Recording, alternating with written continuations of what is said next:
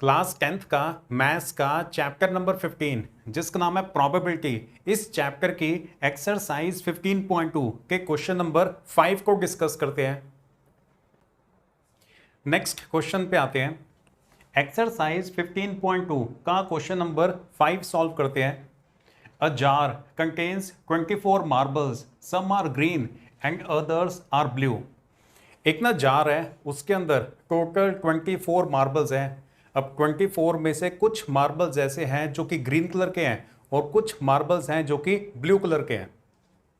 If a marble is drawn at random from the jar, the probability that it is green is 2/3।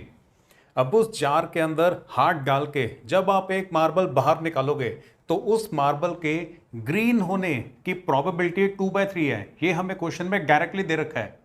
Find the number of blue balls in the jar. Notice किया आपने, ऊपर question में यहां पे तो marbles की बात हो रही है, लेकिन यहां पे लास्ट में ना ब्लू के आगे मार्बल्स लिखना चाहिए था, गलती से यहां पे बॉल्स लिख दिया है।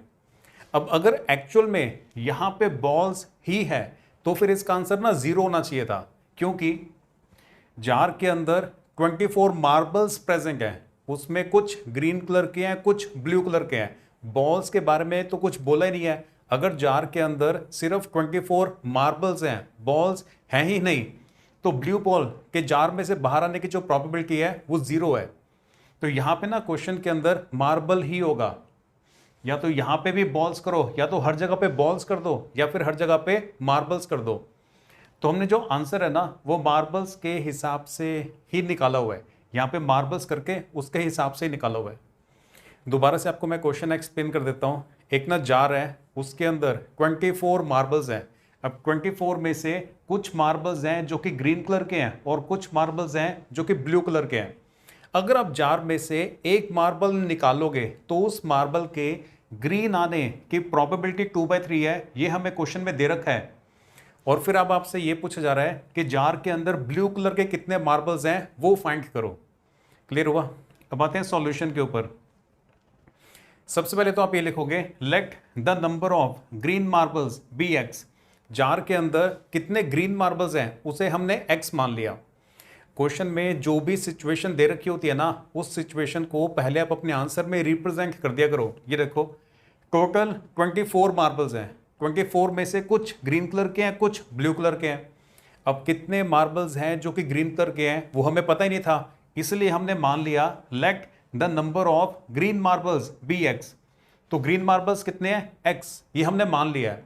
अब 24 में से एक्स मार्बल्स अगर ग्रीन कलर के हैं तो वो वाले मार्बल्स हटा दो, बाकी सारे मार्बल्स फिर ब्लू कलर के होंगे।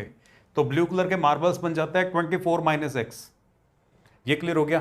टोटल कितने मार्बल्स हैं? 24। 24 में से x मार्बल्स ग्रीन कलर के हैं, तो 24 में से ये वाले x माइनस कर दो, 24 माइनस x। ये जो बाकी के मार्बल्स हैं वो फिर ब्लू कलर के होंगे। इतना क्लियर? अब हमें क्वेश्चन के अंदर ना probability of getting a green marble ये डायरेक्टली दे रखा है 2/3 के इक्वल है।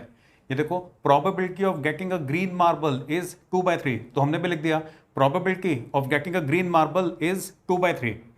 अब प्रोबेबिलिटी का सिंपल सा फॉर्मूला होता है favourable outcomes upon total number of outcomes. Total कितने मार्बल्स हैं? 24। उसमें से ग्रीन कलर के कितने हैं? x। तो x/24 ये ग्रीन मार्बल्स की प्रोबेबिलिटी हो जाती है। और ये 2/3 का 2/3 एज इट इज रहेगा।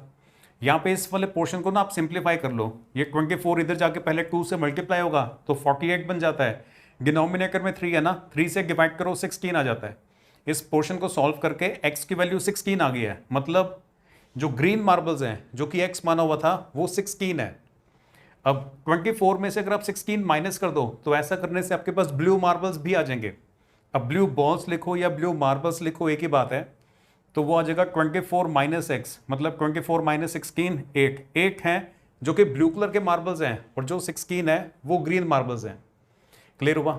या तो यहाँ पे मार्बल है ना, तो यहाँ पे भी मार्बल्स होना चाहिए था, बॉल्स नहीं होना चाहिए था। या तो क्वेश्चन में हर जगह पे, यहाँ पे भी मार्बल है यहाँ पे भी मार्बल है, तो यहाँ पे मार्बल होना चाहिए था, या फिर हर जगह पे बॉल्स होना चाहिए था। अगर ऐसा है तो क्वेश्चन सॉल्व होगा इस तरह से और आंसर 8 आएगा। हमारी बुक के अंदर भी लास्ट में आंसर 8 लिखा हुआ है। अगर क्वेश्चन एक्चुअल में ऐसा ही है ना, मतलब ऊपर मार्बल्स की बात हो रही है और नीचे फिर बॉल्स के बारे में पूछा हुआ है, अगर क्वेश्चन एक्चुअल के अंदर ऐसा है तो फिर इसका आंसर 0 होना चाहिए। वो इसलिए क्योंकि जार के अंदर 24 मार्बल्स हैं, उसमें से कुछ ब्लू कलर के हैं, कुछ ग्रीन कलर के हैं, बॉल्स तो हैं ही नहीं। तो बॉल आपके हाथ में आ जाएगी, जब आप हाथ डाल के कोई एक निकालोगे तो बॉल तो जार के अंदर है ही नहीं, तो बॉल आने की जो प्रोबेबिलिटी है वो फिर 0 होगा। लेकिन बुक के अंदर आंसर में 0 नहीं बल्कि आंसर में 1 लिखा हुआ है। आंसर 1 तभी हो सकता है या तो हर जगह पे मार्बल्स की बात हो रही हो या फिर हर जगह पे बॉल्स की बात हो रही हो।